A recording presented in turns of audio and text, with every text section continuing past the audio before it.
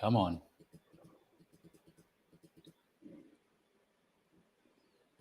Welcome to another edition of How to Be Happier for Entrepreneurs. It's going to be a fun one today. Today we have Kelz the Kiwi. Kelz, how are you today? I'm doing pretty darn awesome. Thank you for asking. And we are going to talk about what everyone, I think, loves to talk about. At least you love to talk about it when you were a kid, and that is magic, right? So, Kelz, could you share with us how your childhood in New Zealand shaped your early experiences with anxiety and depression? And how did these experiences influence your path towards mental health advocacy? Oh, thank you. That's a really good question. Oh gosh, growing up in New Zealand, it feels like such a long time ago now. Not just because I'm not a spring chicken anymore, although I feel like a kid at heart, and I'm forever going to hold on to that. It's because I moved away from New Zealand 12 years ago, so it kind of like takes me a moment to put myself back there. But when I think about my time in New Zealand, and I don't think I even knew it was anxiety or depression. I don't think any kid really understands that for themselves. But I think like a lot of people who grow up in those times, like it wasn't the storybook kind of upbringing I had. I wasn't, beaten up or anything like that. I didn't have an abusive household. There was just a lack of sharing about how you're feeling inside and holding stuff in. So my own experiences with my family, it was all more conflict, more like, let's just take each other apart. Let's just not come together as a united front, but let's just, kind of, I guess without saying anyway, be mean to each other. And I didn't know how to take that as a young child. Like, what do you do with that? Like, if sitting at the table and everybody's just being mean to one another. And I can remember just looking around going, I don't really want to partake in this, but I feel like I'm going to get picked on if I don't. So I actually became somebody even to this day, I was like, I just want to say sorry to a lot of people because I wasn't true to myself. And felt like I was almost not forced. No one held a gun to my head to make me be this way. But it just was like I had to fit in. The anxiety started there because like everybody's acting a certain way. And I didn't inherently feel that because I felt like I was a good person deep down, and so the little magical sprinkles, even in life back then, the little things I would do to get myself out of that mindset, which when I look back was so sweet, like taking a little notebook and going on little ventures around the outside of the house, finding magical flowers and pretending, kind of like really enacting something that wasn't there, like a little fantasy world. So that's what got me through. But it's so sad that it took me actually leaving New Zealand when I was older and going to live in the UK for a bit to make me realize that wasn't normal. That wasn't how it's supposed to be. So yeah, I don't know if that kind of. Yeah, it does. Like, I mean, you said I didn't know how to deal with people being mean. Like, what kid knows how to deal with anyone being mean, but let alone their family members? Yeah, it was such a struggle that really the first time I left home was really to get away from that. I thought I wanted adventures, and yes, I love to travel. Us Kiwis and our big OE, our overseas experience, it's really a big, huge part of us. But for me, it was like I inherently knew that I needed to see what was different in life, to see what I had kind of, I don't want to say missed out on, but in a way I did, to see what really is out there. And that really opened my eyes. But the anxiety and depression had already formulated. So I had those new experiences with that within me, but also even more of an awareness of that's not what doesn't feel true to me to be in this state. It really, really didn't. So when you say you're sitting around the dinner table and everyone's mean, does that include your parents? Oh, that is specifically, yeah. Like, it's. I don't want to like really like throw anybody under the bus. I know everybody can say it goes back to your childhood, and honestly, it really does. How we're formulated, like we're a product of our experiences, right, at a young age. But it was more. My parents divorced, so I lived predominantly with my mother. So it was my mother and stepfather, and it was always like more like there was one person that got picked on that night and everybody else bombarded them. It was kind of like a game. It felt like a game, and I didn't know any different. And then I always was like, yes, it's so not me tonight. Like, yeah.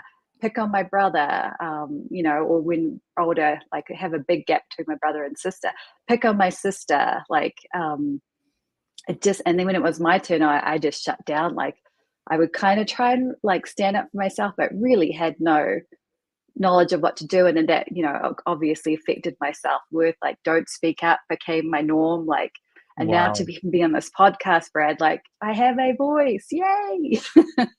So, Congratulations. Like, it's awesome. You're overcoming this. So, wow, there's so much here to unpack. This stuff is just so interesting to me. So you were put in a situation that no child should be. And that's, they were, people were mean to you, right? And so mm, you had to shut down your emotions. You had to push them down because you couldn't say, mom and stepdad, this isn't right what you're doing to me. Please stop. Because what would that have gotten you? That would have probably gotten you more being meanness, right? yeah. So And Gab, yep. so Dr. Gabor Mate, I don't know if you've ever heard of him. He's a phenomenal doctor in this space. He's spent 40 years as a physician, but he also does a lot on the mental health side. And he talks about what happens when you depress emotions for years and years and years. It turns into depression. So it was just your brain formed depression and anxiety as a way to cope. That's how Mhm. Kelz got through her rough childhood is by forming this depression and anxiety. And yeah, when you checked out as a little girl, it was like you were trying to be in this imagination world that you talked about because your world wasn't that safe and it wasn't that comfortable, right? No, it wasn't. And it's a funny thing. I think once I had an awareness of it later in life, I could make peace with it or whatever, but it was still like I just want to go back in time and hug that little girl and tell her, it's not your fault. Like, wish we could actually do back all these experiences that we all go through. Um, go back to that little child and say, it's going to be okay. Like you're a tough nut, that you shouldn't have to go through this, but you are, because there's always going to be bad experiences, right? But it's the outcome. And I think it's the main thing I've discovered with even talking with other people. It's once you have an awareness, when you're in that hole, Yeah. you can't see a way out. But I always say, this is my little sprinkle of magic, because I'll keep doing that throughout this, is I can almost feel, and it's visceral right now. It's almost like you're lying down, and you're in a tunnel, or there's some darkness, and there's like a tiny little pinprick of light. And I say those little magical flurries, like as long as I could always see that tiny little pinprick of light, I knew everything was going to be okay. That was kind of like my little beautiful thread that held me into the world, because it was such a sad space that I was in. To pull myself out of it is quite an achievement and a lot of people go through this as well. But the awareness thing and seeing that little spark of magical hope. Yeah. So, Kels, you said, I wish I could go back and hug that little 6-year-old girl. And guess what? You can. You can be Mm, the loving parent that you never had. And what I do in my practice with my clients is we actually we'll pick that little 6-year-old girl up and we'll bring her into our world, because every time that you feel a negative emotion, if you feel anger or sadness, it's hardly ever has to do with the actual situation, but it's that little girl mm, inside of you feeling that way. It's going back to that little girl. So when you feel these emotions, you get to know that it's not your adult self. It is the child self in you, and you get to give her their love. So we actually, I developed something about a year ago called the Joy Regenerator, and it teaches you can go get it for free at bradchandler.com/joy. It teaches you exactly how to process those emotions when they come up. And that's the way that you actually heal that inner child inside of you. So it's, I love that. it's a beautiful thing. When you feel that negative emotion, you're in fight or flight, right? Every single time. Oh So yeah. you breathe and you get centered, and then you ask, what is it that I'm feeling? So I'm feeling sad, and then you're going to remember it's that little girl. So you can say to her out loud, "It's okay, Kels, you're feeling sad. I have you." Instead of running or pushing him down, now you get to feel those emotions, and when you feel those emotions, they'll actually dissipate. The next step is to have some gratefulness around the situation, and we all have something to be grateful for, and then figure out where it came from. Well, in my situation, all of my sadness comes from this underlying thought that I'm not enough. So I ask myself, is that thought true? And immediately I'm like, no, I know I'm enough. So do I need to feel a sad emotion around a thought that's not even true? And the answer is no. So boom, you can just jump right back into joy. That's why we call it the Joy Regenerator. So go grab it if you like it, bradchandler.com/joy. You said something earlier in the conversation that uh, everyone likes to do, including myself. And that's like, we like to compare our childhoods, meaning that you're like, well, it wasn't that bad. It doesn't matter on a scale of whether you were locked in a cage or at the dinner table you were mean. It's just, how did it affect you and how did it present to you, right? So you actually, you were affected a certain way. Some people may become a meth addict, right, from the same exact environment that you came through. Mm. So it's really interesting how we always want, because I did the same thing. I'm like, oh, it wasn't that bad. It doesn't matter how bad it was. It matters how it affected you, right? Yeah, no, that's so true, and I gotta you gotta stop yourself. But sometimes, like, it's a natural reaction to say that, but I do firmly believe that it's all relative. It's all what you're able to take in and handle in that time. And unfortunately, when we are younger, we don't have the capability, and we're looking to those people around us for guidance, that loving guidance. And if it isn't there in the way that a kid craves, then it's really hard to process that and know what to do with it. Yeah. And how did this depression, anxiety affect your life as an adult? Oh goodness, in so many ways. I was married to a guy, and we moved over here. We had two kids together, and then we had another child over here. But I always look at that relationship. We've since divorced, like 6 years ago now. I always deferred to him for everything. Like, I didn't have a voice, or when I felt like I was pushed down, minimalized, I got really angry, but I didn't know what to do with that anger or what it stemmed from. I just wanted to be heard and seen. So that really translated into how I was around my own children. Like, I really kind of took a step back and let him do a lot of things, like um, not the day-to-day stuff. So I was there as a mom, like he worked and I stayed at home and stuff. But I, like, a lot of the decision making, I left to him.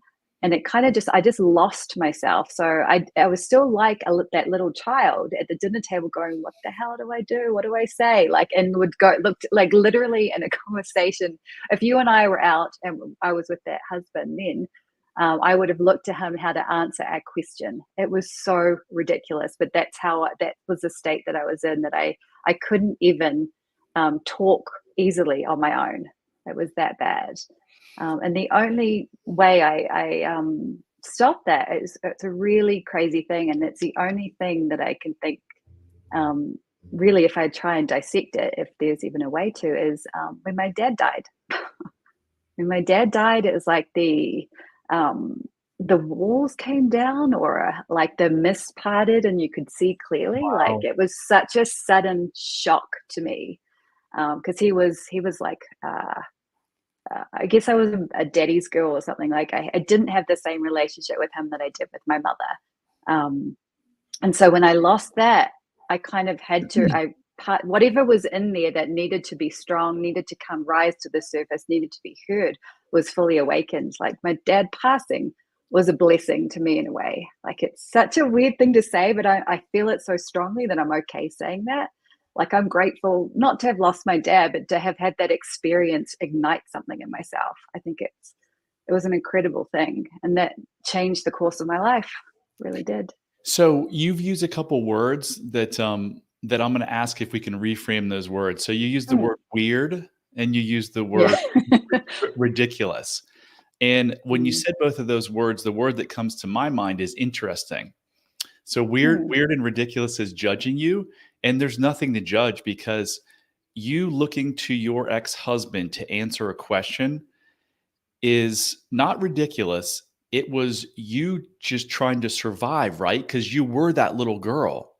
Your Yeah. subconscious mind doesn't know the difference between time, right? And your subconscious mind Mhm. controls your behavior. So even though you were taking away who you were as an authentic person, right? And that was painful to you, the underlying pain of like being that little girl whose feelings were hurt and she wasn't loved, you perceive that as even worse. So you continue doing that behavior. Isn't that, do you find that interesting? It's funny. I knew that I would do these things today, and I wanted to say out loud when I said that, "Hi, I'm Kelz, and I'm a saboteuraholic. I'm in recovery, and I'll be in recovery for the rest of my life."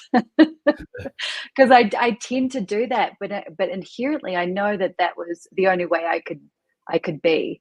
Like, I knew that I couldn't do it any other way, and I feel like then I get that saboteur crush come in where I'm like, "But it was weird." But for me, it was, as you said, it was the only way I could cope or deal with stuff. Like, I know that viscerally, inherently, but then I get like those saboteurs come back, and I'm like, no, that's just weird. That was such a strange thing to do. Like, what's this, other people would have said to me from my past. So it's Yeah. really interesting that you said that, because I know it, and I got to stop myself, and then I'm like, oh, Yeah, those little it's saboteurs, yeah, it's they just come. it's a practice, right? And that's actually probably how you survived as a kid too, because you've got to make sense. Why are my parents being mean to me? What do you think that little girl was saying? Why are they being mean to me? I'm not worthy. I must be a Yeah. terrible kid, like Yeah. constantly, like all the time. So Yeah. you can actually remember you can remember today Oh, you said, "Oh, that's oh, interesting." I'm feeling like I'm gonna cry. Yeah. Yeah, like, I always give everyone permission to cry because it means that you're healing, right? A lot of people don't recall that they said that, but they did say it, and that controls their life now. So as a Yeah. child, you were doing everything you could to survive. First, you were talking negatively to yourself, saying, "This is my fault and I'm bad." And secondly, you're like, "But I can't feel anything, so I'm gonna press it down." It was actually a survival thing for you because your parents, you've got two real needs as a child: attachment, because if you're not attached to them, you're going to die. But you also have the need to be yourself and feel your own emotions and feel your gut, because if 1,000 years ago a lion approaches and you don't feel your gut and you're like, oh, this isn't dangerous, you'd be dead, right? So for you, you had to change who you were as a person. And that's really, really tough. Looking at your ex-husband to answer a question is not being your authentic self, right? And that's very, very stressful. But what's the alternative? The alternative is you lose attachment. And because your mind doesn't know the difference between you as a 40-year-old and a 6-year-old, you're like, I may die in my head subconsciously. You're not saying this out loud. So wow, that's some Yeah. really interesting stuff, Kels. Yeah. Yeah, that's huge. Like yeah, I got my, like, I do these little things to get myself in such a good state, because I don't wake up naturally like happy. All the stuff comes into my brain, but I really wanted to come in with such a positive mindset with this. I did all the things, but I still gave myself grace. Like, I probably will cry. I don't know. Let's see. And of course I That's do. good. Yeah, It's fine. you gotta give yourself grace. So, Kels, are you enough? Are you worthy? Oh, heck yeah. I Yeah. absolutely know that inherently that I am. Yes. But I struggle with it constantly, but I'm like a little warrior within myself, like fighting that, like you can even see if you remember the Mighty Morphin Power Rangers, I feel like I'm like the pink one, just like fighting off the little monsters and stuff, because I know they'll keep coming up. Those limiting beliefs were so ingrained with me, and so much is coming up, even more recently, that I'm so empowered and I feel so good about myself, that they're coming out of the woodwork, and I'm like, I feel like a little like magical warrior, like like I'm gonna fight you, because I know in my heart and soul, and that's why I was so miserable, because I was trying to what do we say in New Zealand, like hide my light under a bushel, or whatever that saying Yeah. is, like no more. Yeah. So No so so more. you just stated a fact. The truth is you are enough. You always were enough, Mhm. and you always will be enough. You were made to feel as a child that you weren't enough, right? But was that true? Yeah. Was that ever you? No, right? You No. were always enough. So just catch yourself. The real magic on how you unlock this is you've got to get yourself in the state of whatever it is that you want to change. So let's just say negative self-talk is something you want to change. So I would bring you to a point where, hey, you're talking in a situation where you're negative self-talking, and we'd say, why is that? And you'd say, well, because no matter what I do, it's never good enough. And then I would ask you, well, Kels, where in your life did you do something where you were good enough? Let me ask you that question now. Where in your life have you done something where you were good enough? Oh gosh, constantly with my kids, I think. Can you give me an example? Well, I mean, there's a lot going on in my world right now. And I was listening to those self-limiting beliefs and believing that I'm the bad one, I'm a terrible mom, I'm like my mom, all those things. And there was something in me that almost gave up. It got really dark. I'm not going to say it didn't. I felt really like the kids would be like almost better off without me, right? Like I must be just terrible. But there's something in me that was like, I can't just give up. I always got up. I always did the thing. I'm now sharing with them about my journey, my mental health journey. I'm not trying to control them. Like I felt like I was a little bit, I'm trying to give them the space. And even if it's not that they don't want me right now, they may want somebody else to talk to. Like I always give them the freedom. Like I just feel like I'm just being and loving on them. Like I love and hug them all the time. And I'm so proud of that because I didn't have that. My mum never hugged Yeah. me. She couldn't say she loved me. I'm always saying that. So I know I'm not her and I feel it and it's true. And I'm like, I even sometimes look around and go, oh my God, these kids, these are mine. Like I helped with that and I feel proud all over again. And then I see that the awesome kids and young people that they're becoming. I know I'm a part of that. That makes me worthy. Heck yeah. So, okay. So you just gave me an example of when you were worthy, right? That you did something right. Was there a time in your life where you said, I can't do anything right? And then I'm no Oh good? yeah. Okay. Oh yeah. So what does it feel like for your mind to hold those two completely conflicting thoughts? I'm not worthy and I can't do enough, but yet I am worthy and I do enough for my kids. How does that feel to you to hold those completely conflicting thoughts? It just feels so strong that one was such a lie. Like Yes. it was such a Yes. lie. And I feel like saying, oh my God, that's like, once again, so ridiculous. But the ridiculousness of feeling so bad, so unworthy, it feels like something I cannot absolutely hold on to now. As I said, these little saboteurs come in, but I'm like, whatever. Like I see you, I hear you, but I am not you. Like I Yes. know who I am. And for me, physiology is so important. When I'm feeling not in alignment with my true self, it's yucky. That's when I'm like yelling, mad at somebody, being a dick, if I can say that. If I'm like that, that's not me. And I will go, why am I doing that? And then all the stuff from the past comes in. I can blame that, but I know I need to process that, what I need to work on when that stuff comes up. When I'm feeling in true life, I'm like, sit a different way. I feel like I feel calm. That all that frenetic energy of that sad person that I was is there, but it's not me anymore. It just dissipates. Yeah. So it's like I can't sit with those two in the same space at the same time anymore. Like Yeah, because one's true yeah, and one's false, right? So yeah. back to the negative self-talk. You're negative self-talking, which creates negativity in your life. Why are you doing that? Because it's keeping you from feeling the I'm not enough. But the I'm not enough, you've already given one time, and you could probably give me 100 times in your life where you were enough and you did something. So when your mind can see that, oh, there's something wrong here because these two thoughts can't be held in my head at the same time, what will happen is your brain will take over and be like, no, I am worthy. And when that happens, then your negative self-talk will. So anyway, great stuff. Thank you for sharing that with me. So tell us about this book that you're working on. Okay, so this book I'm working on I'm co-authoring with a group of such amazing individuals. Like I'm so blessed even to just be around these people. They're so inspiring, and I am worthy to be around them. Don't catch me saying anything negative there, Brad. But it's just it came into my life at such a wonderful time. We're calling it manifesting magical moments, and it's embracing the extraordinary in the everyday life, which I just love because you don't have to have the picture perfect life to have those little moments.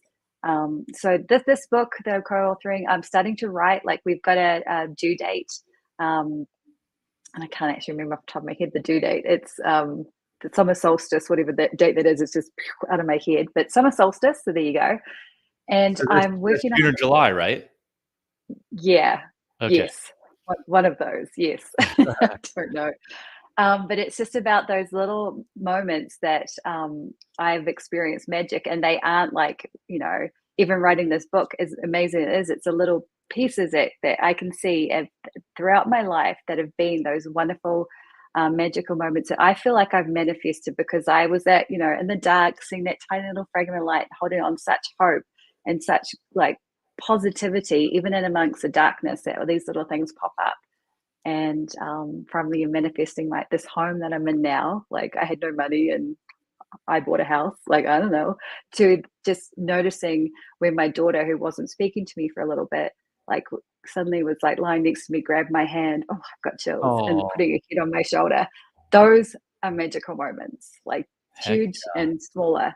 So it's all those little things. And what an opportunity for me to share those experiences with others. Like, I cannot wait for it to be released. I'm just writing away. Like, even this morning, I was like, I've got to get up and do those things. I'm like, nah, I'm on my phone typing away with my thumbs, and I don't know what I'm doing, but having fun, just letting it out. It's such a precious experience.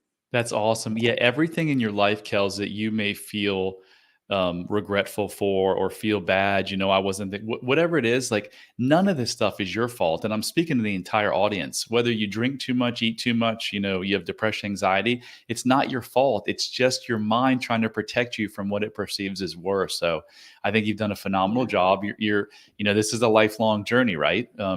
Yeah. But I think we can make some massive shifts. And what we talked about earlier, just give that a lot of thought about how you weren't enough, and just think about all the times you were enough. And then maybe that will really shift something inside of you. Because I worked with a client, I just was on his podcast like an hour ago.